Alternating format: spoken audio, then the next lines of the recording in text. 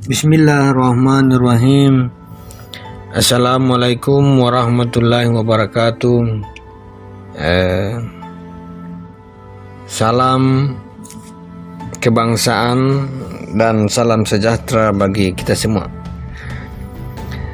Tepat pada tanggal 1 Juni, di mana pada hari ini juga diliburkan secara nasional karena berkaitan dengan hari lahirnya Pancasila.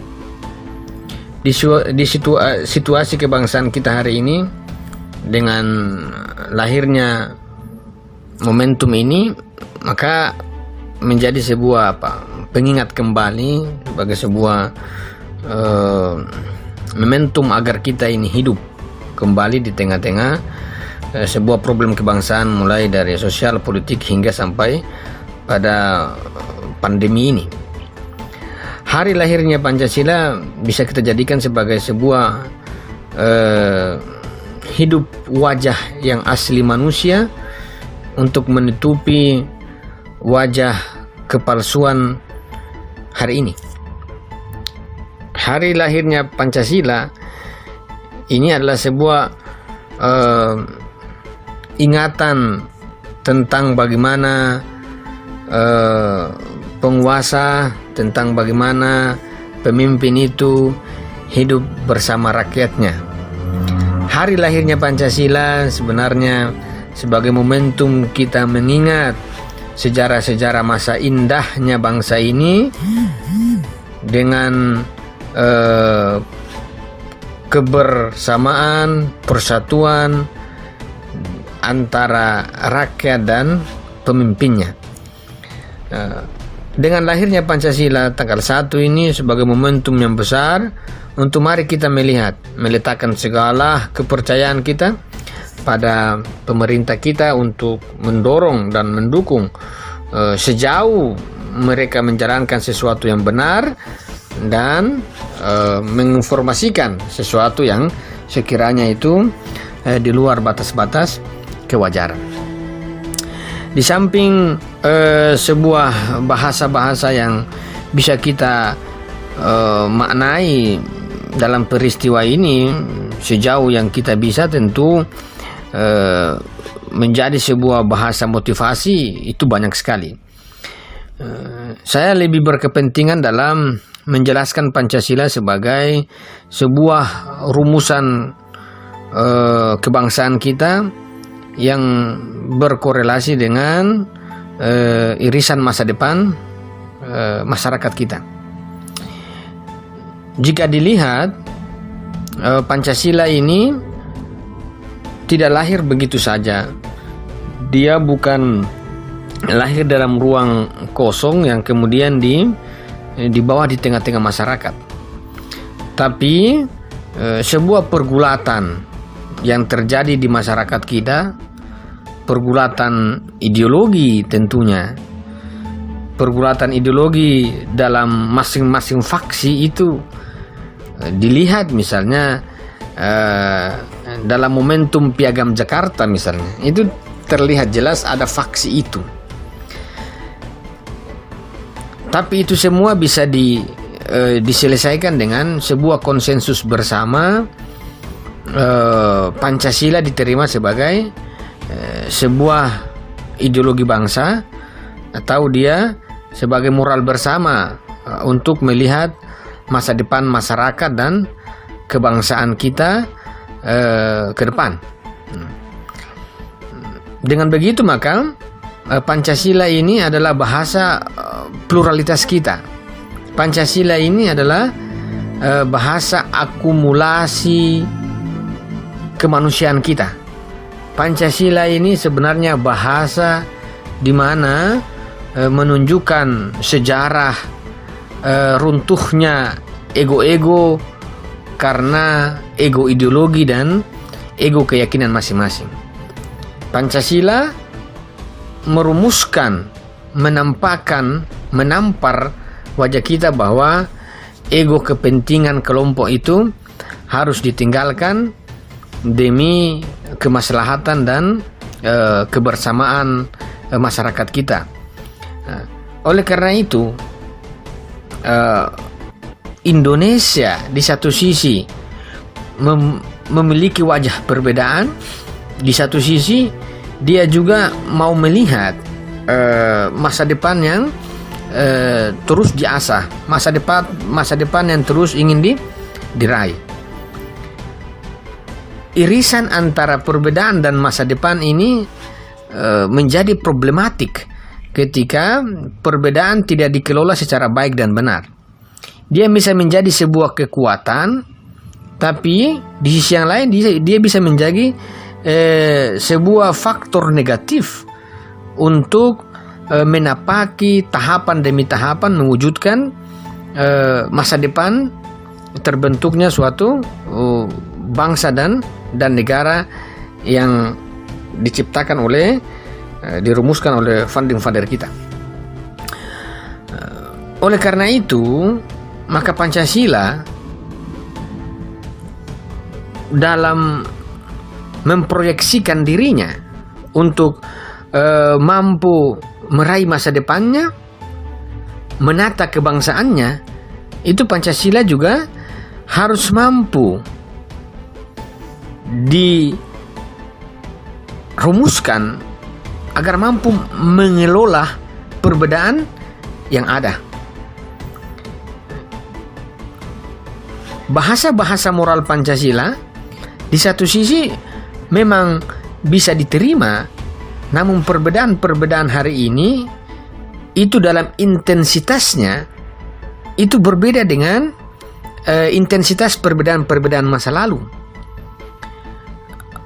Problem-problem yang dihadapi bangsa masa lalu dengan problem-problem yang dihadapi bangsa hari ini itu berbeda.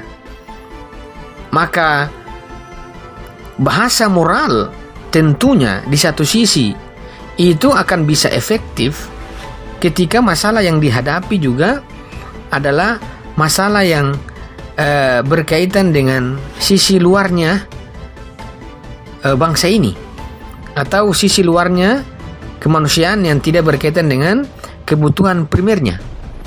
Misalnya kita mengatakan, sekiranya ada penjajah yang secara nyata itu hadir, maka Pancasila sebagai sebuah moral itu bisa membangkitkan daya juang. Tapi ketika diperhadapkan dengan problem yang itu dihadapi langsung oleh bangsa, yang beririsan dengan kebutuhan primernya, kebutuhan ekonomi, kebutuhan keyakinannya, maka bahasa moral itu sangat sulit menjadi sebuah solusi dalam mewadahi, menengahi sekelumit persoalan ini. Dengan kebutuhan yang lebih tentang masa depan bangsa itu, maka sudah seharusnya Pancasila harus diformulasikan lebih progresif, dan Pancasila harus dirumuskan lebih pada aspek efektivitasnya, bukan hanya sekedar aspek para teoritisnya, tapi harus perlu dilakukan dalam aspek efektivitasnya yang kita bahasakan dalam irisan-irisan ideologinya. Mungkin saja Pancasila ini sudah berakhir dalam masa-masa Pancasila ini lahir. Pada generasi-generasi pertama Pancasila ini lahir, Pancasila menjadi berakhir. Tapi berbicara tentang sebuah masa depan sejarah kebangsaan kita itu terus berlanjut. Maka kesadaran tentang Pancasila itu harus terus dibumikan pada pikiran dan jiwa generasi muda hari ini dan akan datang. Untuk apa? Untuk Pancasila tidak hanya dijadikan sebuah kenangan masa lalu, tapi dijadikan sebagai sebuah kesadaran yang lahir dalam diri generasi setiap bangsa yang ada. Dengan begitu, sebagaimana tadi saya sampaikan, bahwa problem kita hari ini yang begini ironis, problem sosial dan politik yang kita lihat makin hari makin menjadi-jadi, maka kebutuhan kita terhadap Pancasila ini adalah kebutuhan yang intim dan kebutuhan yang lebih, yakni menjadikan Pancasila memang benar-benar rumusan ideologi itu berjalan di tengah-tengah masyarakat kita. Bukan lagi-lagi bukan hanya sekedar bahasa-bahasa moral bahwa Pancasila sila pertama begini, tidak. Tapi memang dia harus dirumuskan dalam bahasa ideologi yang konkret pada masyarakat kita. Dengan begitu bahwa Pancasila yang kita katakan dia sebagai ideologi bangsa, merumuskan, menyelesaikan persoalan kebangsaan, mewadahi semua perbedaan-perbedaan yang ada, itu perlu diberlakukan sama di setiap fakta perbedaan. Menurut saya, dengan refleksi lahirnya Pancasila, dengan keputusan negara memformalkan 5 agama, secara subjektif saya, itu sudah keluar dari bahasa Pancasila. Karena wajah Pancasila itu bukan hanya terdiri dari 5 agama, Hindu, Buddha, Islam, Konghucu, dan Nasrani. Itu bagi saya menyempitkan model masyarakat kita, menyempitkan wajah Pancasila kita. Karena kultur masyarakat kita itu bukan hanya 5 agama, namun banyak kepercayaan yang tumbuh di masyarakat kita. Dan ini adalah sebuah kekuatan yang mendorong lahirnya Pancasila. Jadi keputusan formalitas 5 agama ini bagi saya tentu bisa diperdebatkan. Ini hanya keputusan politik, bukan lahir dari keputusan benar-benar keputusan yang sifatnya Pancasilais. Karena sebuah keputusan yang sifatnya Pancasilais pasti berkaitan dengan pemersatu perbedaan. Meletakkan formalitas 5 agama saja ini mengalami perdebatan dan konsekuensi pada masyarakat kita secara praktis, di mana kita mendiskriminasi orang-orang yang tidak berkeyakinan Islam, tidak berkeyakinan 5 agama, itu mau tidak mau dalam wilayah administrasi kependudukan dia harus mengikuti salah satu agama, dia harus mengikuti salah satu kepercayaan. Padahal Pancasila itu mengakomodir semua perbedaan. Lantas kenapa dibatasi hanya dalam formalitas ini? Mungkin bisa dipahami dalam nalar politik, tapi untuk memahami, melihat dalam relevansi ideologi bangsa dalam ini terumuskan dalam Pancasila, menurut saya itu sangat riskan dan sangat mencederai kapasitas Pancasila yang begitu mulia. Oleh karena itu, Pancasila sebagai sebuah ideologi bangsa, dia hanya sekedar merumuskan, menyelesaikan titik berpijak semua perbedaan-perbedaan yang terjadi di bangsa ini, menjadikan dia sebagai sebuah barometer tindakan. Agama, keyakinan-keyakinan manapun, tentu kita tidak mau membenturkan agama dan Pancasila. Tentu agama punya posisi yang lebih tinggi dari ideologi ini. Tapi Pancasila ini hanya dijadikan sebagai bentuk ideologi yang mengakomodir semua perbedaan tanpa pengecualian. Dengan begitu, maka Pancasila ini lahir dalam sebuah kesadaran yang menghorizon dan kesadaran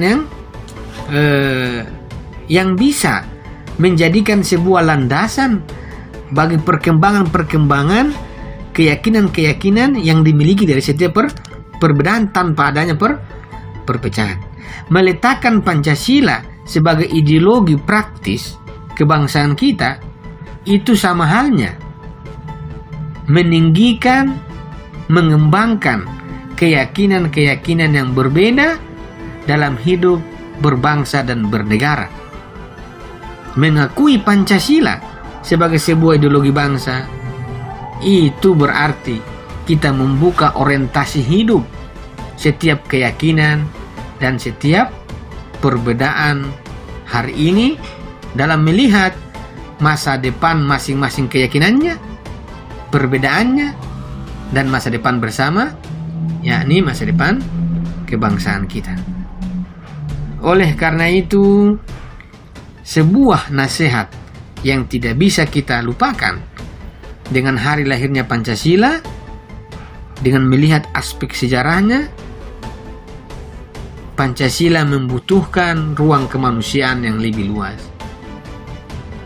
Pancasila membutuhkan sebuah kedekatan yang tidak terlalu berjarak antara masyarakat dengan para pemangku kekuasaan untuk lebih mendekatkan diri dan mendengar suara-suara masyarakat hari ini.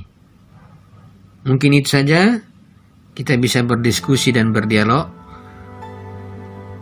dengan pertanyaan-pertanyaan yang sekiranya bisa dikirimkan. Sekian dari saya. Assalamualaikum warahmatullahi wabarakatuh.